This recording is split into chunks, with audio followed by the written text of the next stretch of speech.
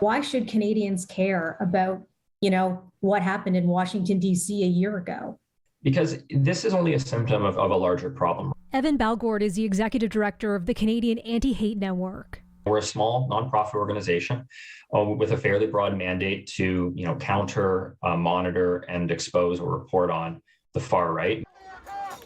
On the first anniversary of the deadly siege by a pro-Trump mob on the U.S. Capitol, where the Canadian flag was spotted in the chaos, he says he's surprised there wasn't a larger Canadian presence at the riot. There were travel restrictions in place at the time, so it would have been a bit more onerous for people to have gone. Otherwise, we probably would have seen more Canadians haven't gone.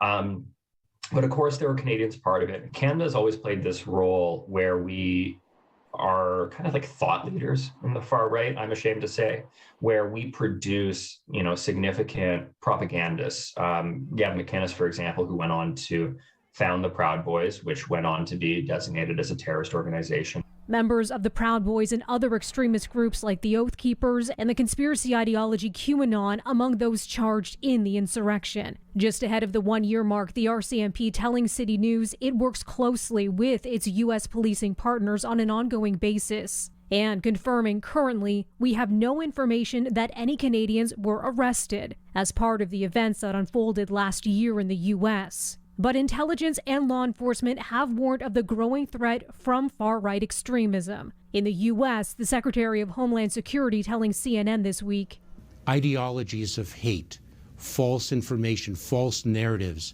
are primary sources of the threat landscape.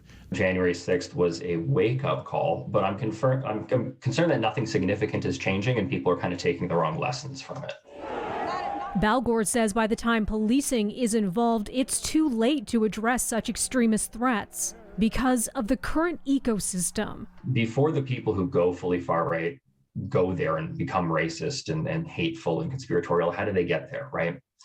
And the answer to that is that they have real grievances.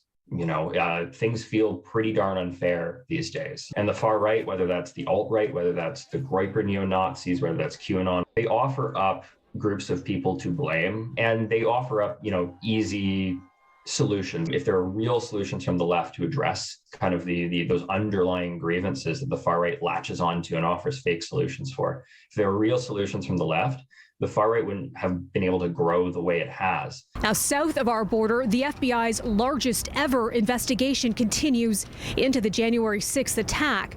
Among the hundreds of suspects still being sought, the person responsible for planting pipe bombs outside the Republican National Committee and Democratic National Committee headquarters the night before the riot.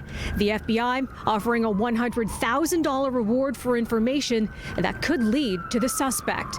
Melissa Duggan, City News.